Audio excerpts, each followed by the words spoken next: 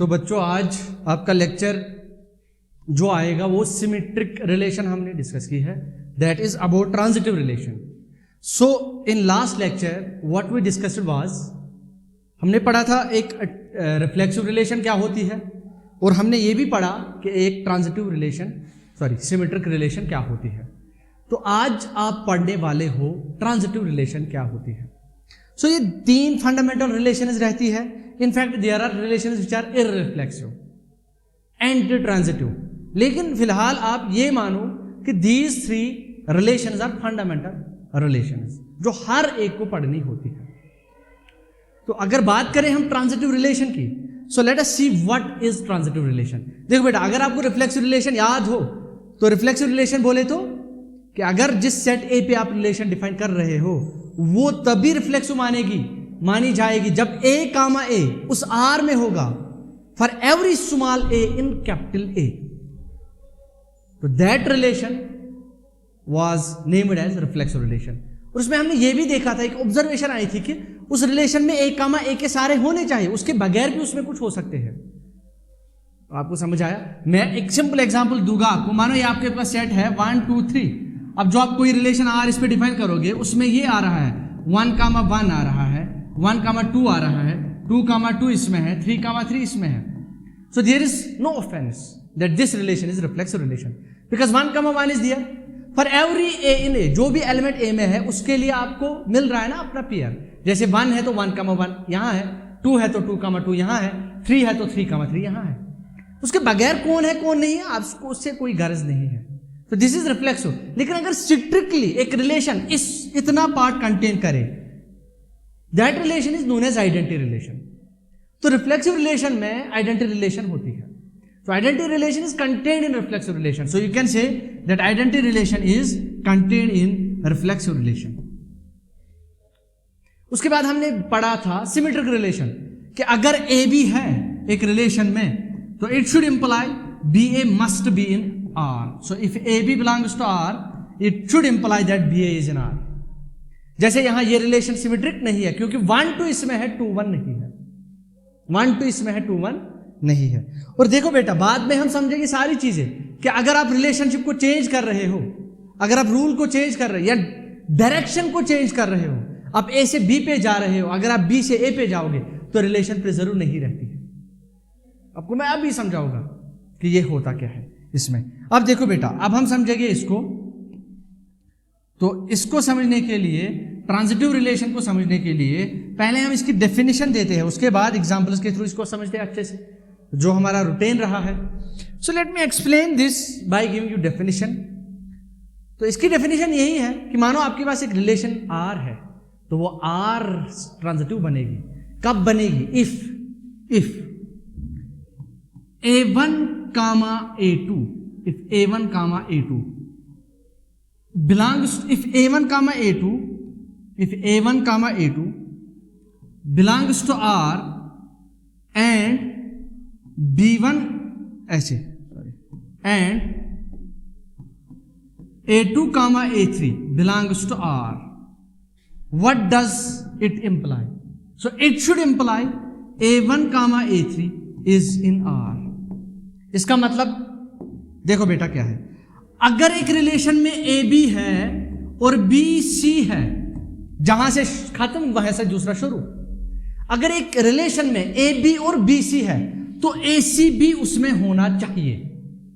जैसे अगर किसी रिलेशन में 1 2 है और उस रिलेशन में 2 3 है तो उस रिलेशन में 1 3 भी होना चाहिए. तो whenever A B is in R, B C is in R, A C must be in R. जब जब A B B C R में होगा, जब जब A B B C R में होगा, तब तब ए सी आर में होना चाहिए. सो this is what transitive relation is. बेटा आपको बात समझ आई? तो अगर हम इसकी डेफिनेशन पे आए, कैसे हम इसकी डेफिनेशन को लिखेंगे? A relation R on a set A. मैंने कल बोला था आपको हम सारी रिलेशन ये ए पे डिफाइन कर रहे हैं. So a relation R on a set A is said to be transitive if whenever AB and BC belong to R, AC must be in R. तो जब जब ए बी और बी सी आर में होगा तब तब ए सी R में होना चाहिए। यहां पे क्या होता है, देखो मानो आपके पास एक ऐसी रिलेशन है। अब आप बोलोगे सर आप क्यों बोल रहे हो जब जब, ये वर्ड इंपॉर्टेंट है, इस पे एम्फेसिस दे दो, मतलब stress has to be given on this word that जब जब ए बी और बी सी होगा तब तब ए सी होना चाहिए। अब एक रिलेशन मानो ये सेट ए है, सेट ए में है 1 2 3 और आपने आर डिफाइन किया ऐसे, इसमें आ गया 1 1 आ गया, इसमें 1 2 आ गया, इसमें 3 3 आ गया, इसमें और माना इतना ही इसमें आ गया। अगर आपसे बोलेंगे weather this relation is reflexive, reflexive होने के लिए जो जो ए में एलिमेंट है उसके लिए पेयर होना चाहिए ए कमा ए, तो यहां 1 है 1 कमा 1 है, यहां 2 है 2 कमा 2 नहीं है, so this relation is not reflexive, so this is not reflexive relation, not reflexive relation, not reflexive. अच्छा रिफ्लेक्सिव नहीं है, उसके बाद बोलो क्या है, सिमेट्रिक है, सिमेट्रिक के लिए जब जब ए बी है तो बी ए होना चाहिए, चलो 1 1 है तो उसका उल्टा भी है, 3 3 है तो उसका उल्टा भी है, लेकिन हर एक पेयर के लिए होना चाहिए, लेकिन यहां 1 2 है 2 1 नहीं है ना present, so this is not symmetric as well, so not symmetric as well, तो ना ये सिमेट्रिक है। लेकिन बात करते हैं ट्रांजिटिव की, ट्रांजिटिव के लिए ए बी और बी सी होना चाहिए। देखो यहां 1 1 है, कोई दूसरा पेयर जो 1 से स्टार्ट हो, हाँ तो 1 1 और फिर 1 2, देखो ए बी बी सी, तो ए बी बी सी है तो क्या होना चाहिए 1 2 होना चाहिए, तो वो है, बात समझ आई। अब देखो 1 2 तो 2 से कोई शुरू होता है नहीं होता है, तो पहले तो वो एलिमेंट होने, टेस्टिंग एलिमेंट्स होने चाहिए ना, सबसे पहले वो एलिमेंट टेस्ट के लिए होने चाहिए। देखो क्या है, अब देखो यहां 1 2 है, फिर 2 से कोई स्टार्ट होना चाहिए तो नहीं हो रहा है, तो पहले ए बी और बी सी, पहले ए बी और बी सी होना चाहिए, पहले ए बी और बी सी होना चाहिए, ये बात याद रखो। सो पहले कौन कौन होना चाहिए, तो पहले ए बी है ना, व्हाट्सएप लैंग्वेज में लिख रहे हैं, तो पहले ए बी और बी सी होना चाहिए, तभी जाके अगर फिर if this a c is not present then this relation is not transitive. अब अगर एलिमेंट सी नहीं है, ए बी और बी सी नहीं है, तो वो एज इट इज ट्रांजिटिव मानी जाती है, this is that is by default transitive. ये बात आपको अच्छे से सीखनी है। तो जब जब देखो फेल तो नहीं हुआ ना, जब जब ए बी और बी सी होगा, तो ए बी है बी सी नहीं है, लेकिन जब जब ए बी और बी सी होगा, तो यहां तो वो कंडीशन ही नहीं फुलफिल हो रही है, ए बी और बी सी होना चाहिए। आप समझे कि नहीं समझे? तो this relation is transitive relation, और बहुत सारे स्टूडेंट्स को इसमें कंफ्यूजन रहता है weather this relation is transitive और नॉट। तो बेटा इसको अच्छे से समझो कि जब जब आपके पास ए बी और बी सी होगा, अगर ए सी नहीं हुआ उस केस में खाली ट्रांजिटिव नहीं है, लेकिन अगर आपके पास ए बी है, दूसरा एलिमेंट टेस्टिंग के लिए नहीं है, बी सी नहीं है, तो वो एज इट इज ट्रांजिटिव मानी जाती है। अब बात को समझते हैं, आगे बढ़ाते हो बात को। सो लेट अस प्रोसीड। तो ये एक रिलेशन थी जो मैंने आपको बोला कि ट्रांजिटिव रिलेशन। सो आपको मैं एग्जांपल दूंगा, मानो आपके पास एक कलेक्शन है, उस कलेक्शन में आपके पास टी में क्या है, ट्रायंगल्स है। दुनिया में जितने भी ट्रायंगल्स है ना, मैंने यहां रख दिए टी में, कलेक्शन ऑफ ऑल ट्रायंगल्स। आप टी नाम क्यों दे दो, आप ए नाम दे दो, कोई मसला नहीं। सो let us name it A. So in this A, what we have collection of all triangles. अब मैं ट्रायंगल्स को आपस में जोड़ सकता हूं, उनमें कोई रिश्ता दे सकता हूं। वो रिश्ता क्या हो सकता है ट्रायंगल्स में, कि वो कॉन्ग्रुएंट हो, कि वो सिमिलर हो, आप समझ रहे हो ना, कि वो राइट ट्रायंगल हो, कि वो इक्विलेटरल ट्रायंगल हो, कि वो स्केलियन ट्रायंगल हो, कि वो मतलब there are n number of relations you can set on the set of this triangles. Do you understand my point?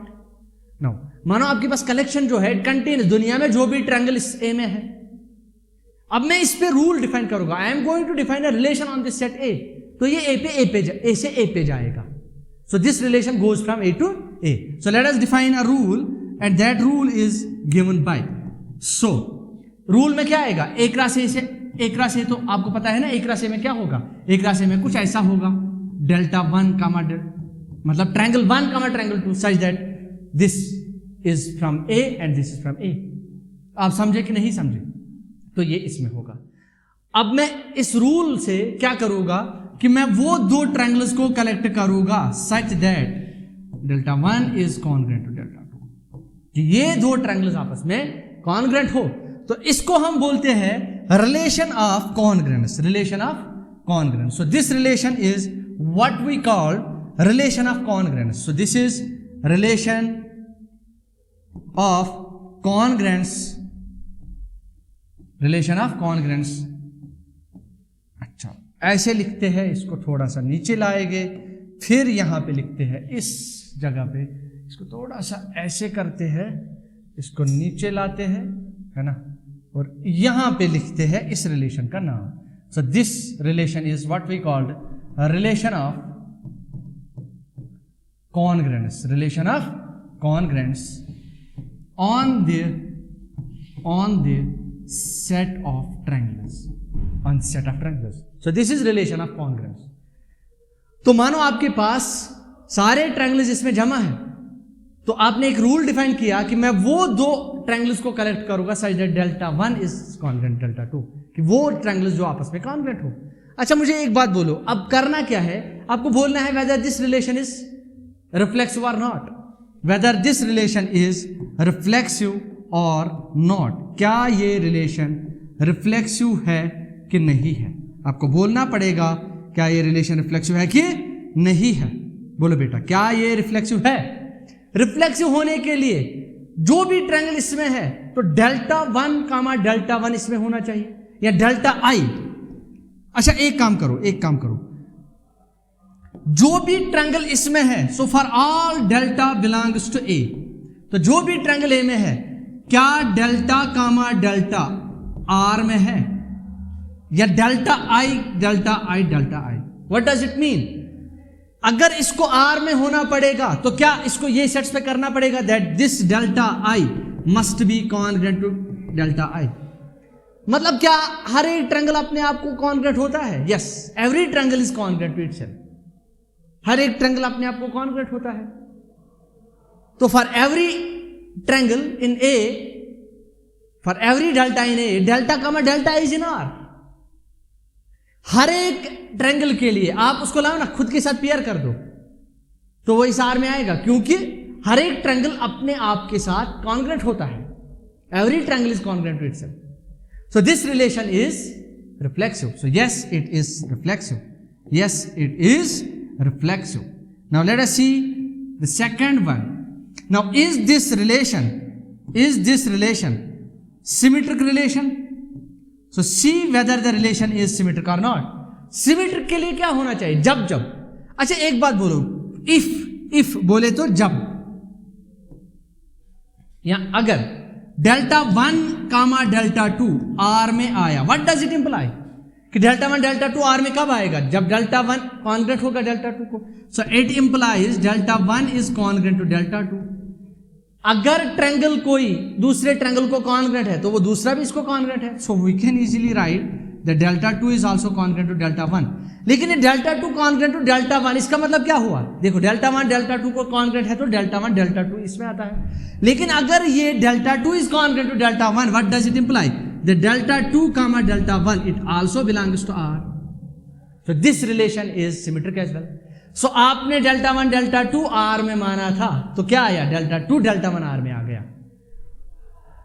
Suppose it का अगर ट्रायंगल बेस, अगर ये ट्रायंगल ये मिस कॉन्ग्रुएंट, तो ये भी तो इसको कॉन्ग्रुएंट है ना, तो आप इनकी डायरेक्शन बदल सकते हो। तो what does symmetry actually tell us? It tell us कि अगर आप रिलेशन की डायरेक्शन को चेंज करोगे, जो आप ए से बी पे जाते हो, अगर आप बी से ए पे जाओ, क्या वो रिलेशन प्रिजर्व रहती है कि नहीं रहती है? तो जो रिलेशन प्रिजर्व रहती है ना, दैट रिलेशन इज सिमेट्रिक। नहीं आया कि अगर आप डायरेक्शन चेंज करोगे ना, डायरेक्शन चेंज करने पे वो रिलेशन अगर प्रिजर्व रहती है, that relation is transitive, sorry symmetric. आपको समझ आया कि नहीं आया? हाँ, तो इसके बाद ये रिलेशन सिमेट्रिक भी है। So this relation is symmetric as well. Now let us see whether this relation is transitive और नॉट। तो ट्रांजिटिविटी के लिए कितने पेयर्स हमें चेक करने हैं? 2। फेल एक ही केस में होगा, फेल एक ही, ट्रांजिटिव रिलेशन एक ही केस में फेल होती है, और वो केस कौन सा है कि अगर ए बी और बी सी आर में है और ए सी आर में नहीं है, तब वो ट्रांजिटिव नहीं है। अगर आपके पास ए बी है लेकिन दूसरा आपको टेस्टिंग के लिए एलिमेंट ही नहीं है, बी सी नहीं है, तो वो relation as it is transitive माने जाएंगे। नाउ हम मानेंगे if delta 1 comma delta 2 belongs to R and delta 2 comma delta 3 belongs to R, तो मानो ये डेल्टा 1 डेल्टा 2 आर में है और डेल्टा 2 डेल्टा 3 आर में है, तो किसको आर में होना पड़ेगा? ट्रांजिटिव के लिए डेल्टा 1 डेल्टा 3 को आर में होना पड़ेगा। सो अगर डेल्टा 1 डेल्टा 2 आर में है, what does it imply? That delta 1 is congruent to delta 2 as per this rule, and if this delta 1 delta 3, कौन कौन दो ट्रायंगल्स आर में जाएंगे जब वो कॉन्ग्रुएंट हो गए? So and it implies that delta 2 is congruent to delta 3। अब मुझे एक बात आप बोलो, डेल्टा 1 किसको कॉन्ग्रुएंट? डेल्टा 2। ये ट्रायंगल इसको कॉन्ग्रुएंट और ये वाला ट्रायंगल इस वाले को कॉन्ग्रुएंट, तो ये और ये आपस में कॉन्ग्रुएंट हुए। तो आप समझ रहे हो ना, this triangle is congruent to delta 2 and delta 2 is congruent to delta 3। So this delta 1 from this and this, what does they combine collectively imply that this delta 1 is congruent to delta 3। और जब delta 1 delta 3 congruent आए तो delta 1 का delta 3 R में जाएगा। So it implies that delta 1 comma delta 3 is in are.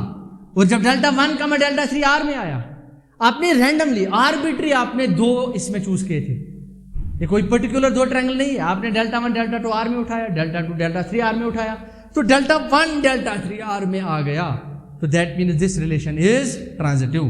तो ये relation जो है this is transitive as well, this is transitive as well. तो क्या ये रिलेशन ट्रांजिटिव है? Yes, it is transitive as well.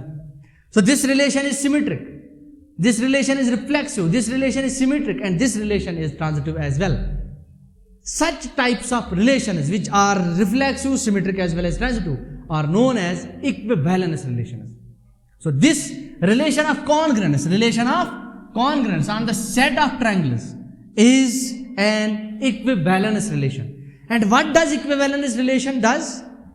वो आप आगे देखोगे equivalence relation के जलवे, ठीक।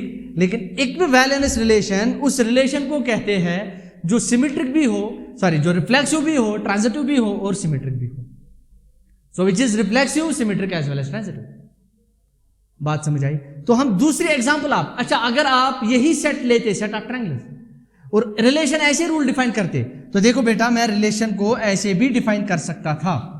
Now I can define a relation like this as well. दूसरी relation, so this was R1, let me take R2 as this, so this was R2। हम वो सारे ट्रायंगल्स को इसमें लाएंगे such that delta 1 is similar to delta 2। Relation of similarity इसको बोलते हैं। so this second relation is what we call relation of similarity। so this is a relation of similarity, relation of similarity। बोलो बेटा समझ आया? relation of congruence is equivalence relation। And what do you mean by equivalence relation? Which is reflexive, symmetric as well as transitive। And what about this relation of similarity on the set of triangles? कि आपके set ए में सारे के सारे triangles हैं, अब उसमें मैं एक रूल डिफाइन कर रहा हूं, मैं वो ट्रायंगल्स को कलेक्ट कर रहा हूं जो आपस में सिमिलर हो। तो बोलो क्या हर एक ट्रायंगल अपने आप को सिमिलर होता है? Is delta 1 similar to delta 1? तो जो ट्रायंगल ए में होगा वो अपने आप को सिमिलर होगा। सो डेल्टा 1 कामा डेल्टा 1 इस ए में होगा, आर में होगा, डेल्टा 2 कामा डेल्टा 2 इसमें होगा। अब आप परेशान हो कि सर ये आप कर क्या रहे हो? देखो इसमें जो ट्रायंगल है, इस ए में जो ट्रायंगल है, जितने सारे ट्रायंगल्स हैं यहां पे मैं आपको समझाऊंगा। वो ये ए में है कलेक्शन ऑफ ट्रायंगल्स। तो what does this A contain? It contains A is equal to, इसमें डेल्टा 1 है, इसमें डेल्टा 2 है, इसमें डेल्टा 3 है। तो दुनिया में जितने भी ट्रायंगल्स है वो सब इसमें है। वो अलग बात है कि उनकी नंबरिंग कर सकते हैं कि नहीं कर सकते, that is secondary question, whether that set is countable और अनकाउंटेबल, वो एक अलग मामला है। जो बड़े लोग इसको देखने वाले हैं, जो हायर मैथमेटिक्स से डील करते हैं, दे में अराइज क्वेश्चन कि यहां पे आप इसको काउंटिंग कैसे कर सकते हो। तो लेकिन बट ये बस आपको समझाने के लिए कि ये ए में इस टाइप के ट्रायंगल्स होते हैं। अब जब ए में इस टाइप के ट्रायंगल्स है तो मैं आर को ऐसे डिफाइन कर रहा हूं, आर को मैं ऐसे डिफाइन कर रहा हूं कि मुझे वो सारे ट्रायंगल्स चाहिए ordered pair size that delta one is congruent नहीं सिमिलर चाहिए हमें, सिमिलर टू डेल्टा टू। इसका मतलब डेल्टा वन ए में है तो क्या delta one comma delta one इसमें आएगा, आर में आएगा? हाँ आएगा। क्या delta two comma delta two R में आएगा? हाँ आएगा। तो जितने भी सारे ट्रायंगल्स है वो सब के सब आर में आएंगे, क्योंकि this implies delta one is similar to delta two, this implies delta two is similar to delta two, क्योंकि हर एक ट्रायंगल अपने आप को सिमिलर होता है, every triangle is similar to itself. So this relation of similarity on the set of triangles is reflexive relation. What about symmetry? If delta 1 is similar to delta 2, isn't delta 2 similar to delta 1? Yes, delta 2 is also similar to delta 1. So this relation is symmetric as well. Which relation? Relation of symmetry. So if delta 1 is similar to delta 2, what does it mean? If delta 1 comma delta 2, जब delta 1 delta 2 R में होगा, what does it imply? That delta 1 is similar to delta 2.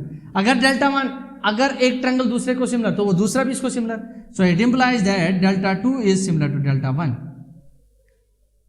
Delta 2 is similar to. ऐसा हमेशा possible नहीं है। अगर आप relation of brotherhood करोगे ना on the collection of human population, on the collection of human population, मानो मेरी कोई सिस्टर है, अगर मैं रिलेशन ऑफ ब्रदरहुड करूं, मैं उसका भाई लेकिन वो मेरी सिस्टर, जब हम डायरेक्शन को बदलेंगे ना तो अगर ए बी वहां है ना तो बी ए वहां होना जरूरी नहीं होता है। बात समझ आ रही है आपको? तो ये हम लेटर ऑन देखेंगे। तो ये देखो, if delta 1 delta 2 belongs to R, it implies that delta 1 is similar to delta 2, but delta 2 is also similar to delta 1। जब डेल्टा 2 सिमिलर आया डेल्टा 1 को, तो इस रूल के हिसाब से ये तो डेल्टा 1 डेल्टा 2 आता है, तो अब यहाँ डेल्टा 2 डेल 1 आया, तो ये डेल्टा 2 कामा डेल्टा 1 आ गया किसमें? So it implies that delta 2 comma delta 1 it belongs to R. So आपने डेल्टा 1 डेल्टा 2 उठाया था रैंडमली, आर्बिट्री, तो डेल्टा 2 डेल्टा 1 आर में आया, तो जब ए बी आर में है तब बी ए आर में आ गया। सो this relation of symmetry is also similarity is also symmetric. Transitive कर सकते हो कि अगर एक ट्रायंगल इसको सिमिलर, ये वाला इसको सिमिलर, तो ये आपस में सिमिलर हो गए। So if delta 1 delta 2 is in R, delta 2 delta 3 is in R, then delta 1 delta 3 is also in R. So this was relation of congruence. मैंने आपको बोला relation of congruence is equivalence relation. Relation of similarity, relation of similarity is also an equivalence relation on the set of triangles. Now let us see. Now let us have some another collection. Let us have some another collection. तो मानो आपके पास जो है एक collection A है, उस A में क्या है? Let this A contain lines. दुनिया में जितनी भी लाइनें हैं, एक्सवाई प्लेन में जितनी भी लाइनें हो सकती थी, दुनिया बोले तो आपका एक्सवाई प्लेन यहाँ पे, तो जितनी भी एक्सवाई प्लेन में लाइनें है वो सब यहाँ कलेक्ट कर दो। अब उन लाइनें में हम क्या आपस में रिश्ता रख सकते हैं? पैरेललिज्म, परपेंडिकुलरिटी, ऑर्थोगोनैलिटी जिसको आप बोलते हो, मतलब हम बहुत सारे रिलेशंस को डिफाइन कर सकते हैं। लेकिन ये मैं ऊपर से आपको बोल रहा हूं कि अगर लाइनें की कलेक्शन है तो उनमें पैरेललिज्म, कि कब लाइनें आपस में पैरेलल होगी वो रिलेशन। तो हम एक काम करते हैं, let us define a relation on this collection. So let us define L1 comma L2 belongs to, वो पता है आपको एक राशि से होगा, बिलोंग्स टू एक राशि, सच दैट रूल क्या आएगा कलेक्शन के लिए? रूल ये आएगा such that L1 is parallel to L2। So what does this relation is called? So this relation is called relation of parallelism on the collection of these lines. So relation of parallelism, इसको बोलते हैं relation of parallelism, relation of parallelism on the collection या on the set of lines in xy plane, on the set of lines in xy plane। बेटा आपको समझ आ रहा है ना? तो ये अच्छी चीज है, इसीलिए मैं आपको इसको समझा रहा हूं। It is interesting. Now let us have a relation that this L1 L2 belongs to एक राशि। इसमें वो दो लाइनें आएगी ना जो आपस में पैरेलल होगी। तो इस A में क्या है? This A contains this L1 L2 L3 है ना, L4 L5 and so on. अब उसमें फिर से क्वेश्चन है कि क्या ये नंबरिंग पॉसिबल है? क्या काउंटिंग पॉसिबल है एक्सवाई प्लेन में, दैट सेकेंडरी। लेकिन बस समझा रहा हूं कि जो भी होगा इसमें Li, क्या अगर ये ए में है, बोलो L1 कामा L1 R में होगा, L1 कामा L1 R में कब होगा, जब L1 अपने आप को पैरेलल होगा। If L1 is parallel to L1, yes it is true. So in mathematics every line is parallel to itself, every line is considered as parallel to itself. तो हर एक लाइन अपने आप को पैरेलल होती है, हर एक लाइन अपने आप को पैरेलल होती है। बेटा आपको समझ आया? अगर देखा जाए ना पैरेलल, वो पैरेलल लाइन्स का कंसेप्ट, तो पैरेलल लाइन्स के बीच में वो डिस्टेंस हमेशा फिक्स्ड रहनी चाहिए। और अगर दो लाइन्स पैरेलल है, अगर दो लाइन्स पैरेलल है तो उनके बीच में परपेंडिकुलर डिस्टेंस हमेशा कांस्टेंट रहनी चाहिए। तो वो कंडीशन इसमें भी फुलफिल हो रही है। बट लेकिन एक कन्वेंशन है, आप इसको एज कन्वेंशन भी ले सकते हो कि L1 is parallel to L1। आपको समझ आए? इसी तरह L2 इसमें है तो L2 कमा L2 इसमें आएगा। कब आएगा L2 कमा L2? जब L2 को पैरेलल होगा तो वो है। तो every line is parallel to itself, हर एक लाइन को पैरेलल माना गया है। So is this relation reflexive? Yes it is reflexive. So ये रिलेशन जो है इसको रिफ्लेक्सिव कहना गलत नहीं है। So this relation is reflexive. So yes it is reflexive. So yes it is reflexive. What about it is symmetry? तो बात करते हैं सिमेट्री की। आप बोलो वेदर दिस इज सिमेट्रिक और नॉट। अच्छा बेटा एक बात बोलो, अगर ये लाइन L1 है, if this is parallel to this L2, किसको? क्या L2 L1 को पैरेलल नहीं है? So if L1 comma L2 belongs to R, what does it imply? L1 is parallel to L2। अगर L1 L2 को parallel, तो क्या L2 L1 को पैरेलल नहीं है? हाँ है। So L2 is also parallel to L1। जब लेकिन L2 L1 को पैरेलल, इस रूल के हिसाब से L1 जब पैरेलल L2 को होता है तो L1 L2 इसमें आता है। लेकिन अब जब L2 पैरेलल होगा L1 को तो L2 कामा L1 आएगा, तो L2 कामा L1 R में आएगा। सो आपने L1 L2 R में लिया था, क्या निकला? L2 L1 R में निकला। तो जब जब L1 L2 R में, तब तब L2 L1 R में, मतलब जब जब A B R में, तब तब B A R में। इस रिलेशन को सिमेट्रिक कहते हैं। So yes this relation is symmetric as well.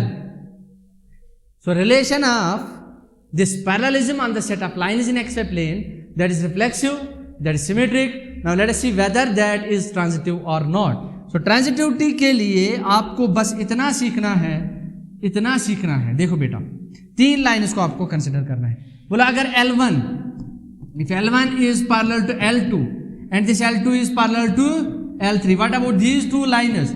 अरे वो भी पैरेलल है, then L1 is parallel to L3। तो ये हो गया ग्राफिकली। तो मैथमेटिकली कैसे इसको समझोगे? मैथमेटिकली आप इसको ऐसे समझोगे। तो मानो आपके पास L1 कामा L2 R में है एंड L2 कामा L3 किस में है? R में है। तो what does it imply? L1 is parallel to L2 and L2 is parallel to L3। तो ये दोनों कंडीशंस आपको L1 देगी पैरेलल L3 को। जब L1 L3 पैरेलल है तो L1 कामा L3 कहां होगा? R में होगा। तो L1 comma L3 is in R। So this relation of parallelism on the set of lines in XY plane is transitive as well. So this relation is transitive as well. अच्छे से topic को देखो, revise करो। जहां पे आपको लगता है कि हमें और जरूरत है तो हमें बोलिए, आप बैठे आपकी हेल्प के लिए। ठीक, ऐसा नहीं कि आप हमसे क्वेश्चन ना करो। जहां पे आपको लगता है कि समझ नहीं आ रहा है, वी आर अवेलेबल आपके लिए। तो कुछ भी कर सकते हैं, लेकिन है ना, पढ़ाई के रिलेटेड और बाकी कुछ नहीं। देखिए बेटा, तो that means that relation of parallelism is on the set of lines in XY plane is reflexive, symmetric, transitive. और जो रिलेशन तीनों होती है उसको इक्विवेलेंस रिलेशन बोलते हैं। सो this relation of parallelism on the set of lines in XY plane is equivalence relation. अभी बाद में क्या करेगी? पार्टीशन करेगी XY plane को, है ना, अलग अलग हिस्सों में बांटेगी। That is the actual purpose of this equivalence relation. और इक्विवेलेंस क्लासेस में इसको डिवाइड करेगी, दैट इज समथिंग एल्स, वो आगे देखेंगे। ठीक, तो लेकिन बेटा ये बात याद रखो। इसी तरह आप एक और रिलेशन इस पे डिफाइन कर सकते थे, relation of perpendicularity on the set of lines in XY plane। क्या L1 L2 को परपेंडिकुलर, L1 अपने आप को परपेंडिकुलर मानी जाती है? नहीं मानी जाती। If L1 is perpendicular to L2 then L2 is also, so symmetric है। रिफ्लेक्सिव नहीं है, सिमेट्रिक है। और अगर L1 L2 को परपेंडिकुलर, L2 L3 को, तो L1 L3 को परपेंडिकुलर नहीं, पैरेलल होगा। ये आप एक बार वेरीफाई कर लेना। So relation of perpendicularity on the set of lines in XY plane, इसको आप खुद देख लेना whether that relation is reflexive, symmetric, transitive और नॉट, आप देख लेना। और जब एक तीनों में से एक फेल हुआ तो इक्विवेलेंस नहीं है। तो let us verify it on your own. तब तक कीप रिवाइजिंग, कीप फोकसिंग।